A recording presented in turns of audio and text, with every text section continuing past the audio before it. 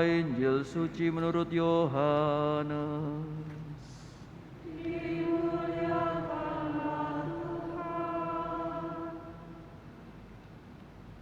Sekali peristiwa, Yesus pergi ke Bukit Zaitun. Pagi-pagi benar ia berada lagi di bait Allah, dan seluruh rakyat datang kepadanya. Ia duduk dan mengajar mereka. Lalu ahli-ahli Taurat dan orang-orang Farisi membawa kepadanya seorang perempuan yang kedapatan berzina. Mereka menempatkan perempuan itu di tengah-tengah, lalu berkata kepada Yesus, "Rabi, perempuan ini tertangkap basah ketika ia sedang berzina. Musa dalam hukum Taurat memerintahkan kita untuk melempari dengan batu perempuan-perempuan yang demikian. Apakah pendapatmu tentang hal ini?"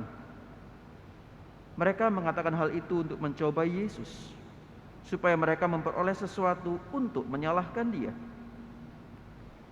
Tetapi Yesus membungkuk, lalu menulis dengan jarinya di tanah. Ketika mereka terus-menerus bertanya kepadanya, ia pun berdiri tegak, lalu berkata kepada mereka, "Siapa saja di antara kamu tidak berdosa, hendaklah ia yang pertama melemparkan batu kepada perempuan ini." Lalu Yesus membungkuk lagi dan menulis di tanah. Tetapi setelah mendengar perkataan itu, pergilah mereka seorang demi seorang, mulai dari yang tertua. Akhirnya tinggallah Yesus seorang diri dengan perempuan itu yang tetap di tempatnya. Lalu Yesus berdiri tegak dan berkata kepadanya, "Hai perempuan, di manakah mereka? Tidak adakah seorang pun yang menghukum engkau?" Jawab perempuan itu, "Tidak ada, Tuan."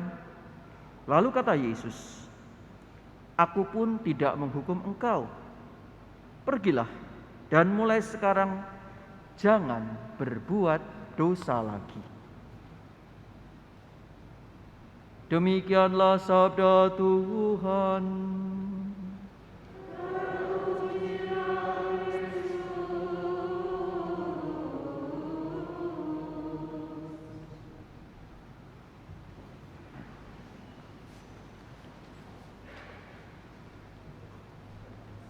Bapak, Ibu, dan saudara-saudariku yang dikasihi Tuhan serta anak-anakku, siapa di antara kita yang tidak pernah berbuat dosa? Siapa di antara kita yang tidak pernah berbuat dosa? Jika ada, silakan tunjuk tangan.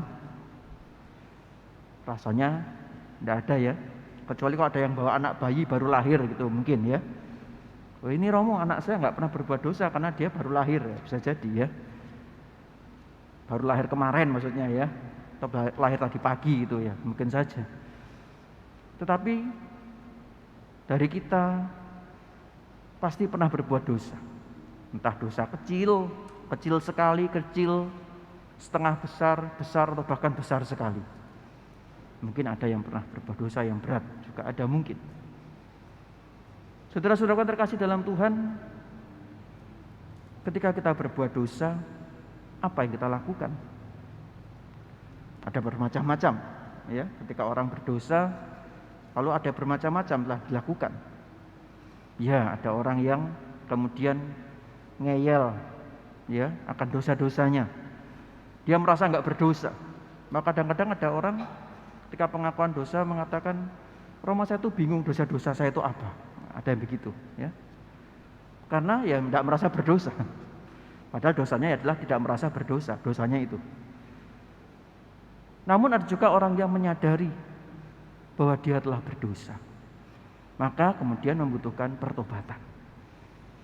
Ia menyesal atas dosa-dosanya dan membutuhkan pertobatan.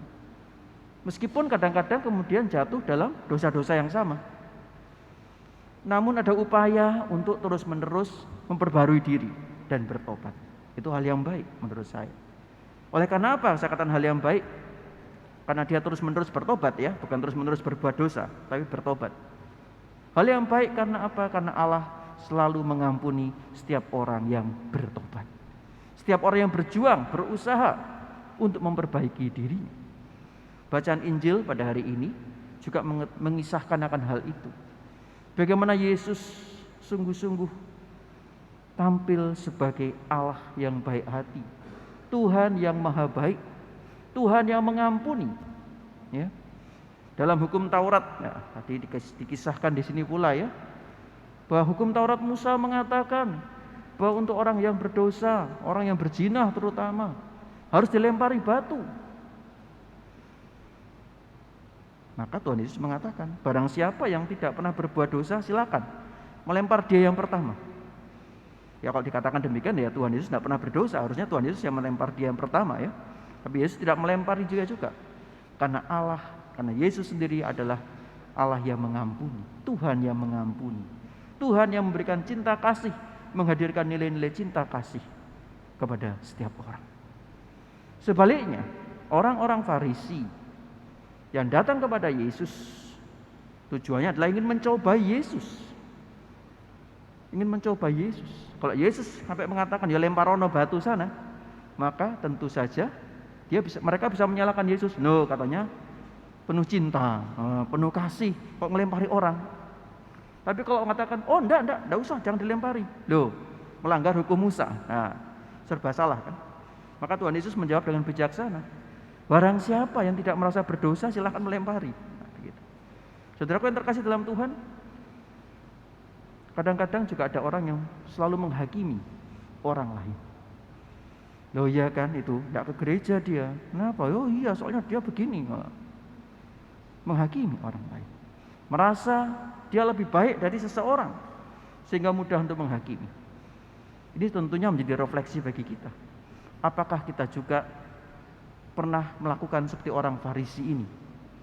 Tuhan itu loh, Tuhan di sana itu orang itu seringkali berbuat dosa, mencekno orang lain, menjengkelkan orang lain. Kok dia selalu dapat yang enak-enak terus, sedangkan aku dapat yang susah-susah terus. Tuhan, Tuhan, kamu memberikan kutukan kepada dia, memberikan asap dan sengsara kepada dia. Aku benci Tuhan, benci dengan dia. Kadang-kadang kita seperti itu, seperti orang-orang Farisi yang meminta pada Tuhan untuk melempari dia dengan batu. Maka dari ini saudara-saudaraku yang terkasih dalam Tuhan, ini menjadi refleksi bagi kita. Dalam Minggu Prapaskah yang kelima ini, kita diajak untuk merefleksikan kembali bahwa Allah telah terlebih dahulu mengampuni dosa-dosa kita. Ketika kita masuk ruang pengakuan dosa, kita menyesali dengan sungguh akan dosa-dosa kita, akan diri kita, Allah telah mengampuni kita. Maka hendaknya kita juga berani mengampuni orang lain. Berani untuk membagikan cinta kasih kepada sesama kita. Siapakah diri kita kalau kita menghakimi orang lain? Allah sendiri tidak pernah menghakimi kita. Allah sendiri selalu mencintai kita. Allah sendiri selalu menyayangi kita. Dan Allah membuka tangannya bagi kita yang mau bertobat. Begitu pula dengan pertobatan. Kita tuh bersyukur saudaraku yang terkasih. Dalam gereja Katolik kita punya sakramen tobat, sakramen pengakuan dosa, sakramen rekonsiliasi. Melalui sakramen rekonsiliasi ini kita diajak untuk selalu merefleksikan diri kita. Tadi di awal saya katakan ya kadang-kadang kita jatuh lagi dalam dosa-dosa yang sama. Tidak apa-apa. Namun yang penting adalah kita berani untuk berjuang, untuk memperbarui diri kita. Menyadari bahwa kita selalu jatuh dalam dosa-dosa itu. Dan mohon rahmat Tuhan agar kita sungguh-sungguh berani melepaskan dan juga berani berjuang untuk melawan dosa-dosa itu. Dengan kita mau mengaku dosa, kita berani berjuang untuk berani melepaskan dosa-dosa kita. Ya tentu tidak kemudian sakramen tobat dijadikan hanya sebatas kewajiban atau rutinitas belaka. Ini menjelang Paskah dan Natal, ya wes ayo ngaku dosa. Lalu kemudian ya dosanya itu saja. Lalu kita tidak pernah mau benar-benar bertobat. Tentu itu juga salah dan keliru. Oleh karena itu hendaknya kita sadar. Ketika kita sudah diampuni dosanya, kita sudah menerima absolusi, sudah melakukan penitensi, hendaknya kita sungguh-sungguh menyadari akan diri kita, akan Allah yang menyayangi dan mencintai kita, Allah yang mengampuni dosa-dosa kita, dan mengharapkan kita hidup secara baru, hidup di dalam Kristus, hidup dengan kebenaran dan kebaikan. Bacaan kedua pun juga menggambarkan demikian. Bagaimana Rasul Santo Paulus menggambarkan dirinya yang dulu berdosa, kini telah bertobat dan menanggalkan kemanusiaan yang lama dan hidup secara baru di dalam Kristus. Artinya, kita juga diajak untuk senantiasa hidup dalam Kristus, yang artinya adalah kita diajak untuk senantiasa hidup dalam kehendak Tuhan, melaksanakan kehendak Tuhan, yaitu melaksanakan nilai-nilai cinta kasih dalam hidup kita setiap hari. Maka mari saudaraku yang terkasih dalam Tuhan, kita mohon rahmat Allah dalam masa Prapaskah ini, agar kita sungguh-sungguh dapat menghidupi nilai-nilai cinta kasih itu dan menjadi duta-duta cinta kasih dimanapun kita berada. Berkat Tuhan menyertai kita sekalian.